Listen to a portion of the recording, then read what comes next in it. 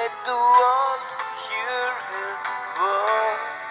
மனுஷனுக்கு பயப்படும் பயம் கண்ணியை வருவிக்கும்.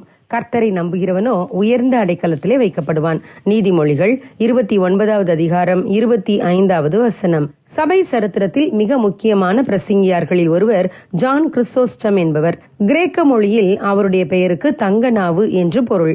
அவர் அந்தியோகியாவிலிருந்து கான்ஸ்டான்டினோபிள் என்ற இடத்திற்கு பயமில்லாமல் துணிச்சலோடு இயேசு கிறிஸ்துவின் வார்த்தைகளை சொல்ல கடந்து சென்றார். அவரை அங்கு வந்து பிரசங்கம் செய்ய அழைத்ததே அந்த நாட்டின் அரசி யூடோக்சியா என்பவள்தான். ஆனால் அவர் அங்கு வந்து பிரசங்கித்த போது ஆளும் வர்க்கத்தின் ஊதாரித்தனமான செலவுகளை வெளிப்படையாக கண்டித்து பிரசங்கித்தார். இதை கேட்ட யூடோக்சியா மிகவும் கோபமடைந்தாள்.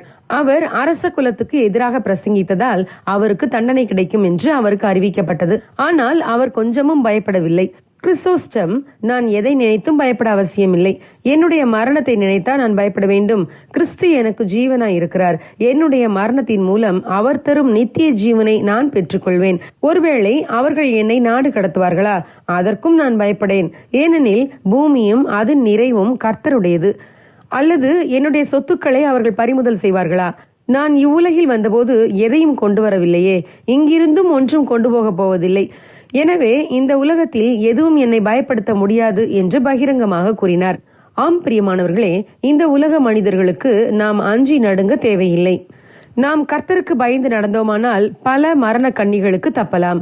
ஆகவேதான் எபிரேயர் நிருப ஆக்கியோன் 13வது அதிகாரம் 6வது வசனத்தில் கர்த்தர் எனக்கு சகாயர், நான் பயப்படேன், மனுஷன் எனக்கு என்ன செய்வான் என்று சொல்லலாமே என்று கூறுகிறார்.